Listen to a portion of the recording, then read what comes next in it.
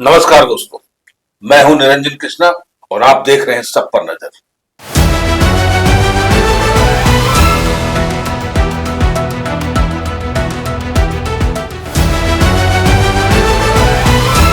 Press conference कर रहे हैं तो क्या उद्देश्य है? हम लोगों ने जैसे जब हम लोग ने ये मुहिम स्टार्ट की थी कि हमें नगर निगम चुनाव में जाना है, तो नगर निगम चुनाव में नॉमिनेशन से पहले हम लोगों ने 55 वार्ड का विजिट किया था ताकि ये समझ सकें कि वहाँ समस्याएं क्या हैं और हमें क्या काम करना है आगे चल के। हम लोग बिल्कुल ब्लाइंडली इस इलेक्शन में नहीं आए हैं, लेकिन जब पिछले 10-15 दिनों में हम लोग 150 किलोमीटर से ज्यादा पैदल चले हैं, हमारी टीम पूरी हमारे साथ पैदल चली है, हर घर तक पहुंचे हैं, तो समस्याओं की लिस्ट बहुत बड़ी हो गई है। इसीलिए आज हमें जनता को बताने की जरूरत थी कि आपकी समस्याएं हमने सुन ली हैं और उस समस्या के लिए क्या समाधान हमारे पास है, और अगर आप हमें उस जगह तक पहुंचाते हैं ताकि हम लोग आपके समस्या का समाधान कर पाए, उस मेयर के पद तक पहुंचाते हैं, तो हम लोग क्या काम करेंगे इसको डिक्लेयर करने के लिए, इसको जनता तक पहुंचाने के लिए हमने आज का प्रेस कॉन्फ्रेंस इनवाइट किया था। सर, आप 150 किलोमीटर घूमना है, तो सबसे जो मूलभूत समस्या है जो अभी तक धनबाद से खत्म नहीं हुई, जरा उसके बारे में भी जिक्र कर रहे हैं जनता जनार्दन को। देखिए, अब हमारे हिंदुस्तान भारत को आजाद हुए 75 साल हो गए, से ज्यादा हो गए। हमारे झारखंड को बने हुए 25 साल हो गए। हमारे इसरो के साइंटिस्ट मंगल ग्रह और चांद पे पानी ढूंढ रहे हैं, लेकिन झरिया में, सिंदरी में, भागा बांध में, सिजुआ में अनगिनत क्षेत्र हैं जहां घरों तक पानी नहीं पहुंचा है।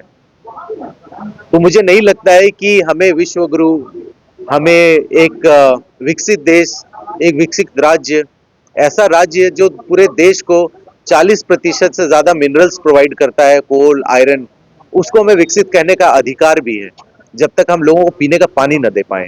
तो पीने की पानी की समस्या सबसे बड़ी है। उसके बाद सांस लेते हैं तो हम लोग जिंदा रहते हैं। अगर आप झरिया पहुंच जाएंगे और क्षेत्रों में पहुंचेंगे, वहां पे इतना डस्ट है कि शायद हमारे जो लोग अगर वहां कैसे जी रहे हैं, ये सोच के बड़ी दुख होती है। अभी रिसेंटली दिल्ली में Indian Open badminton championship organise किया गया था, आई थिंक जनवरी के आसपास में कहीं पे। वहां पे डेनमार्क के कुछ खिलाड़ी थे, कुछ सिंगापुर के, कुछ अलग अलग देश के खिलाड़ी। दिल्ली के प्रदूषण की वजह से वहां उन्होंने खेलने से मना कर दिया, जबकि दिल्ली में हरियाली भी है, खेल भी रहे हैं।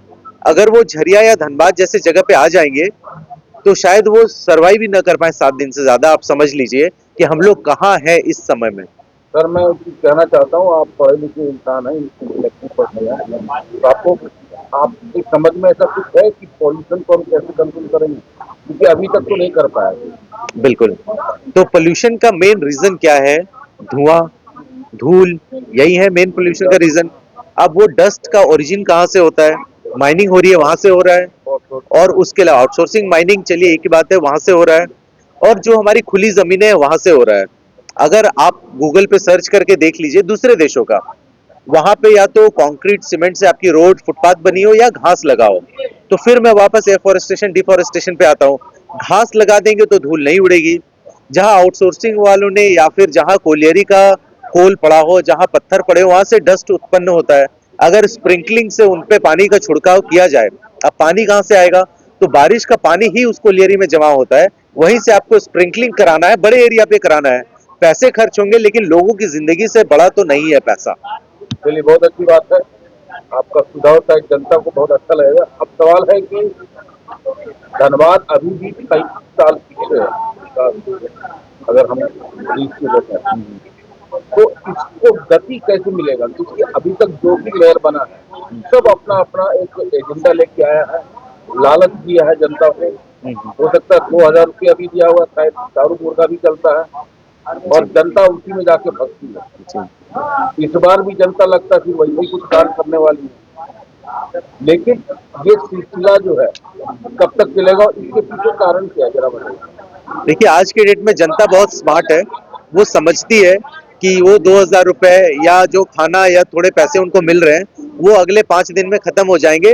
बाकी के फिर पूरे 5 साल उनको झेलना ही है। तो क्यों ना किसी ऐसे को चुने जो भले मुझे 500 रुपए न दे, मुझे 2000 रुपए न दे, लेकिन कम से कम मेरा फ्यूचर मेरे तकलीफ को कम कर पाए। आखिर अगर पोल्यूशन से आप बीमार पड़ेंगे तो हॉस्पिटल में तो खर्चा करेंगे। अगर आपके पास पब्लिक ट्रांसपोर्ट नहीं होगा तो अपने गाड़ी का तेल पे तो खर्चा करेंगे। अगर आपके पास ऐसे लुभावने ऑफर आएंगे तो वो आज आपको 5 दिन का बेनिफिट है लेकिन 5 साल का नुकसान है। तो जनता स्मार्ट है, वो समझती है उनको चाहिए क्या। एक छोटा सा सवाल है कि आज की डेट में मेयर प्रत्याशी अच्छा खासा है, एक से एक दिक्कतों की स्थिति में है। कहीं ये कारण तो नहीं है कि मेयर को अधिक फंडिंग दिया जाता है विकास करने के लिए? कहीं उस श्रेणी में आप भी तो नहीं? नहीं, ये जो फंडिंग फंडिंग किस तरीके से आप बात करें, जो फंडिंग मैं समझ रहा हूं वो है नगर निगम का बजट। आप इसी फंडिंग की बात कर रहे हैं। तो देखिए, नगर निगम का क्षेत्र बहुत बड़ा है, इसमें 4 विधानसभा भी आते हैं। धनबाद है, झरिया है, सिंदरी है, बागमारा, कतरास है, 4 विधानसभा आते हैं। तो क्षेत्र इतना बड़ा है, काम इतना है कि शायद मुझे लगता है कि जितना काम का लिस्ट मेरे पास है, मुझे 550 करोड़ रुपए भी कम पड़ जाए इसके लिए। लेकिन मुझे 5 साल में 2,500 करोड़ के आसपास का टोटल फंड या बजट होगा। तो हम लोग तो पहले साल पूरा प्लानिंग में स्पेंड करना चाहेंगे। सर जी, पिछले बार जब हुआ था तो 4,000 करोड़ रुपये फंडिंग हुआ। जी, तो वही मैं कह रहा हूं कि इतना काम है यहाँ बचा हुआ कि मुझे लगता है कि 4,000 करोड़ बहुत अच्छा अमाउंट है, ताकि ये सारे प्रॉब्लम्स को सॉल्व किया जा सके। तभी मैं कह रहा हूं कि हम लोग पहला साल सिर्फ प्लानिंग में बिताना चाहते हैं, ताकि हम लोग ये एस्टिमेट बना पाए कि अगले 4 साल में खर्च करेंगे कैसे और क्या करेंगे। और इस 4,000 करोड़ के ऊपर मैं तो ये भी कह रहा हूं कि वर्ल्ड बैंक हो, एशियन डेवलपमेंट बैंक हो, या फिर एशिया इंफ्रास्ट्रक्चर डेवलपमेंट बैंक हो, इस तरह के मल्टीलेटरल फंडिंग एजेंसीज जिसको कहते हैं, उनके साथ भी टाई अप करके और उनसे भी फंडिंग लेके आ सकते हैं धनबाद में। क्या जरूरत है कि हम सिर्फ नगर निगम के ऊपर डिपेंडेंट हो, हम प्राइवेट सेक्टर को लेके आएंगे यहाँ पे। सर, जाते जाते क्या संदेश देना चाहें कि आज लास्ट है आप लोग का और उसके बाद भी 23 तारीख को चुनाव है, जनता जनार्दन को क्या संदेश?